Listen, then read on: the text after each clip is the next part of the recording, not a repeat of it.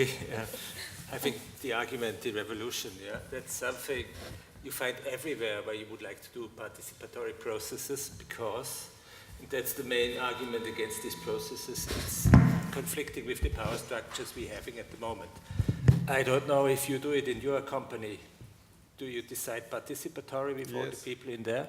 So you made this step, but most people in companies, in politics, are not prepared to do that. And I think that's the story you also told, that even if you get that feedback from down below, from bottom up, the processes are not yet there to really respond to that. It either takes too long or they are not coming at all. The second argument I think, or I encountered, is I haven't met many revolutionaries in my life. I don't know where they are, maybe there are some in here. I haven't met them so far, There are critical persons around here which have good ideas. Most people just want to make things a little bit better, Bring in their knowledge and help making things work, So this fear is completely irrational. And they should be able to deal with that, They have to, I mean, it's no situation that you are afraid of citizens, But that's what we are counting all the time, What Avas and others are doing, they are choosing people. They are, by the way, don't accept data protection. They inform people who are interested in bees. For example, if there's a new campaign in order to preserve the bees in Europe, and they know those people will spend the most money because they can select the databases. And we have this spoiling problem if you go to the platform of the EU, you find many informations, you can even ask people directly. It's amazing. You should really go, but most of you know it probably, that you can really go to the EU pages and there is someone waiting for you asking your answering your question. It's a live service. And if you ask those people, do people really ask you something? They always never. We are sitting and waiting and waiting and waiting. So the first thing is, what I never understand is, why shouldn't we inform people who are interested in the preserving of bees about campaigns or about something which is going on in this sphere? It's always it's crazy. Why should only the free market inform them? Why shouldn't be there a database of many citizens where you can write yourself in, and then you get information about everything what bees, and then your data is protected, and then you don't get this donation, please donate, money. Okay, well let's unpack that, because I think there's a couple of different things you're raising there, and I want to come back to this issue of data, and in particular the issues of anonymization and data protection and participation in an anonymous way as well, because I think there's a lot of value in that. But I want to also pick up on the sort of issue that I think you're touching on, and that is the question of whether we create echo chambers by only focusing on the same thing that we're interested in. Christopher, did you want to respond to that? Yeah. Okay. You're trying to put it in a larger context, but if I can specifically respond, so I very much agree that, like, I don't understand why on the EU's website, which is 3 websites, more than 3, you cannot subscribe to something that you're interested in and get updates pushed to you in some way. We've done a lot of mobilization around these public consultations, and every time I do that, people are surprised that they exist, and they always, and they're surprised that they exist, they appreciate it, then they sit down and find out it's actually like 2 hours of work, and then they're not so enthusiastic anymore. But they always ask, how could I have known that this is happening? How can I know it when the next one happens? And I say, well, follow our blog or something, but that's not good enough. I don't understand. Yeah, I agree. Why can't you register? You register in the transparency register, you receive all the consultations in the policy domain. That's very interesting. So only for lobbyists. But that's the problem. That's the problem, because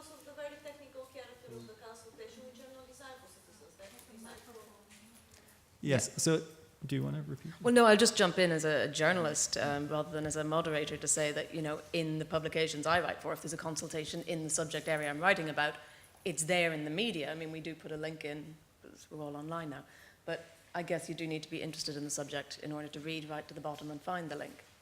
I think that's excellent, and you're doing excellent work there, certainly. But yeah, I wonder why an intermediary today is needed, because internet. Anyway, I wanted to ask you something about, you said this idea of having a public version of these campaign sites would be top-down. Why would that be you're saying a government needs to implement it? Because intuitively, I would say that needs to be open source and funded by government, but not run by it.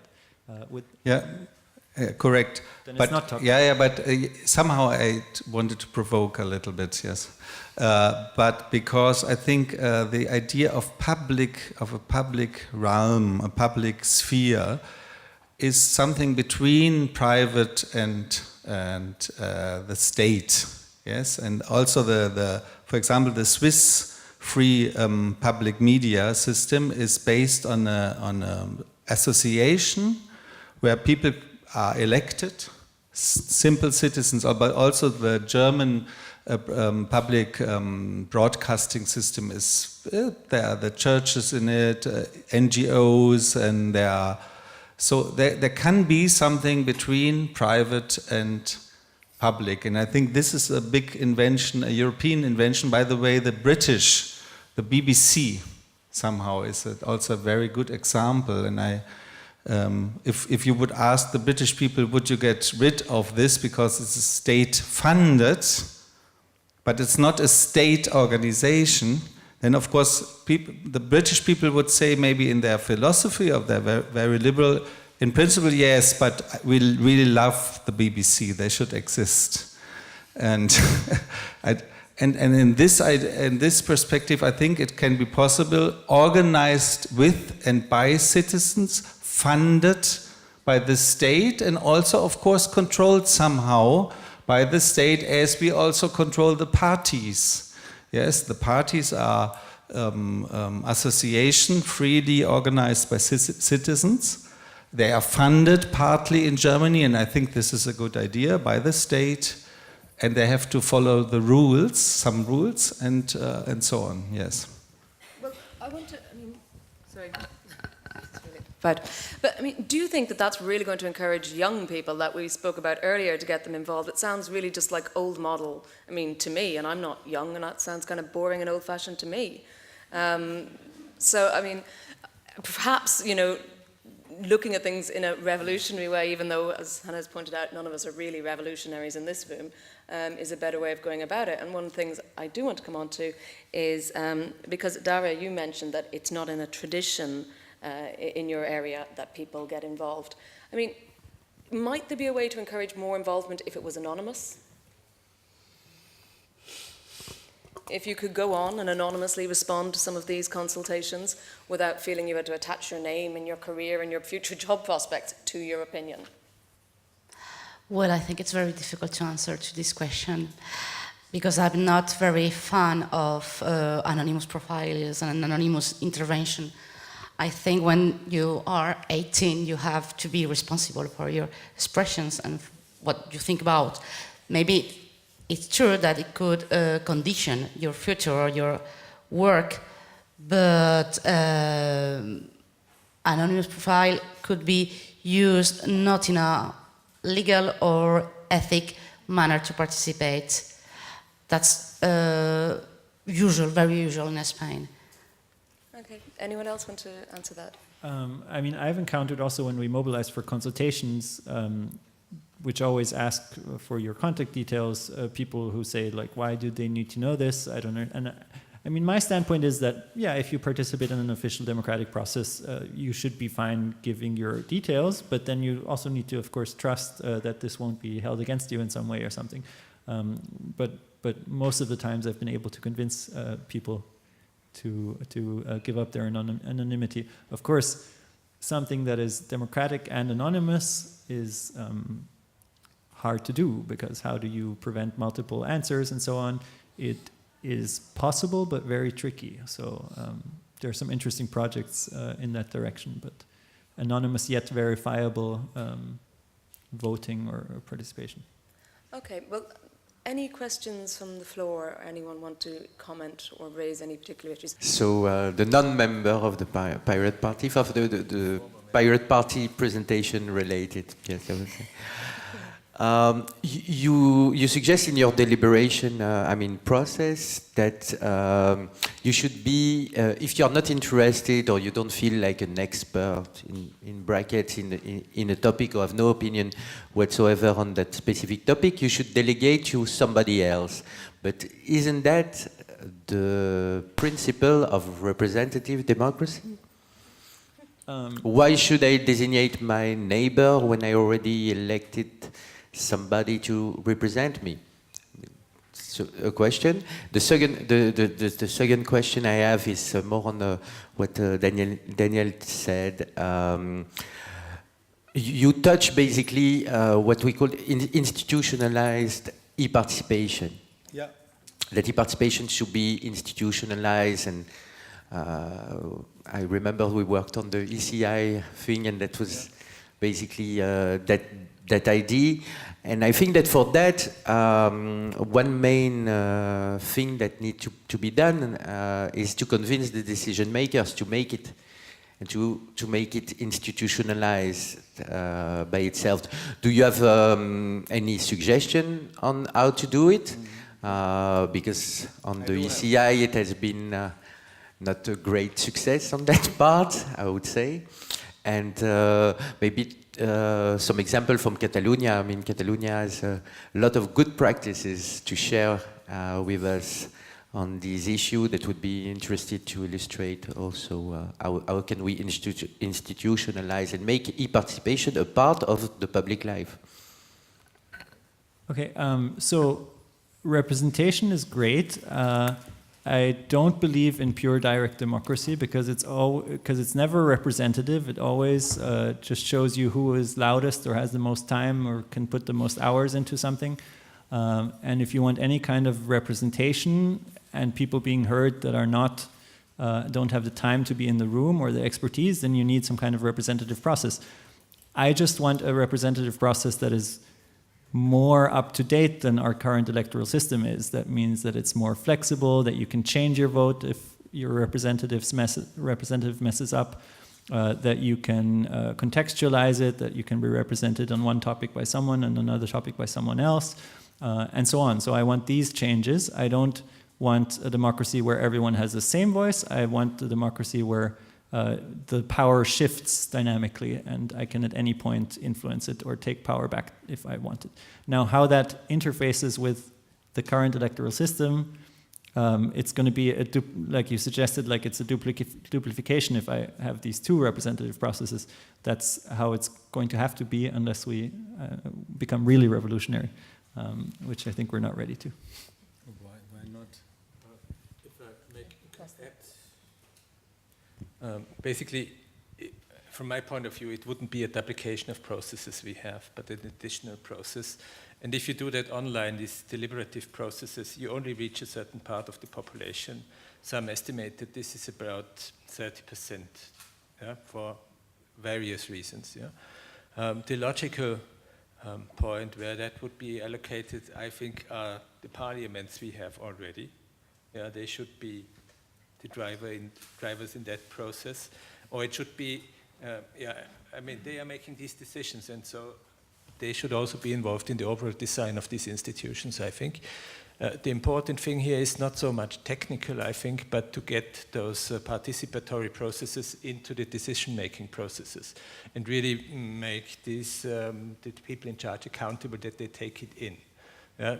Doing a platform, that is a matter of resources and getting skilled people to do it, but that is something doable, I think.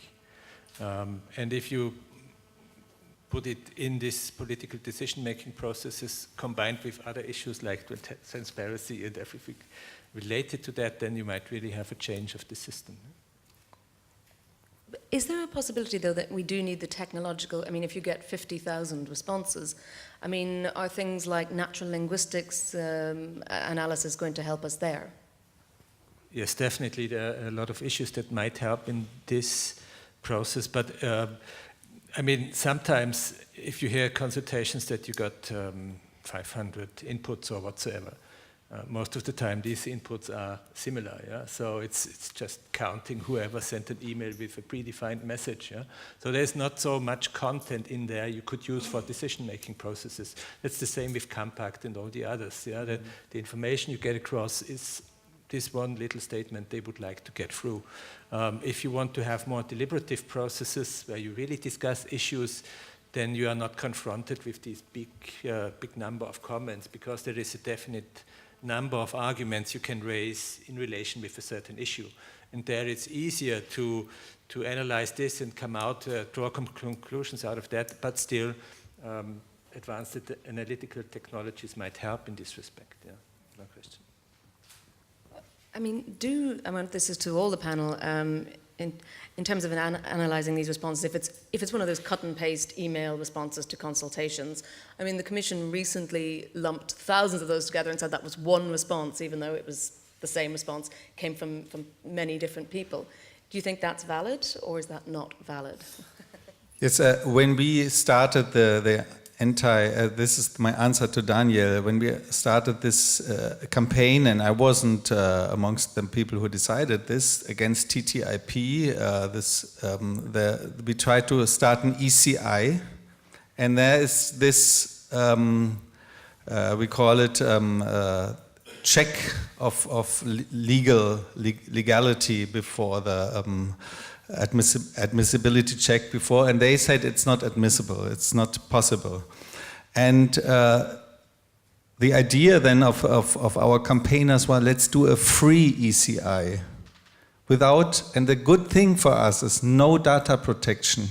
We can respond to all 1.5 million, and now we have almost 3 million people in Europe directly. And so this was a very unwise decision, one can show, not to allow this. I think it was very reasonable that this was admissible. Because, for example, the unconditional basic income was obviously not in the realm of the European law, and they allowed to collect signatures. So it's I think we can and we should convince our leaders that anyhow the people will go on. There are the populists amongst us, and maybe I'm also a populist, I don't know. And they are very strong. If David Icke from Great Britain, who believes that the Queen is a crocodile, a lizard, I'm sorry. If he brings out a new YouTube video, then 100,000 of people watch this because it's entertaining. I think this is also a reason. But also if David Duke, I think this anti-Semitic guy in the United States brings out something. So I think we should just accept the reality. And this is the first thing. I just started to show them to officials the growth of the petition of the I call them the wild platforms, which, by the way, don't have the. They of course say we are against genetic food and whatever, but the main, and it is such a strong power and so amazing that the people are fascinated. If you send out a very cheap and very simplified thing to people, then the money comes back. So it gets more and more amazing, and really I have to say this. I spoke with many of those campaigners and which do this professional. They have sometimes a very strange way to think about people, like maybe the writers in the Bild-Zeitung or the Kronenzeitung, because they say, okay, it has to be bought by the people, and then we put out a very cheap news and not so much the idea. And I think this is the argument. If we don't build it up, then anyhow the wildlife will go on and destroy Europe at the end. That's my fear. Okay, sorry. To get back to the question of the large amount of responses and so on, I mean, as opposed to something like the ECI, the consultation process is not supposed to be quantitative, right, but qualitative. So I can sort of understand that they don't like copy-pasted emails, and in our mobilization projects, we always try to explain issues to people, but leave the answer entirely up to them. But I guess that indicates that there's something missing there, a petitions platform like the White House has, to allow that kind of, I am against this expression of opinion, which seems to be a piece of the puzzle that's missing. But yeah, I think if you have tens of thousands of responses, what you're looking for is not an empty text field that then somebody has to read and synthesize into something, or even algorithms, but some kind of more structured feedback process where you up and downvote proposals and you can suggest changes to them or something like that, like the thing that we used in the Austrian Pirate Party to write our platform. Okay, this is... Okay, well, thank you very much to all the panelists. I hope everyone's more optimistic than pessimistic now, but we'll see afterwards. Thank you.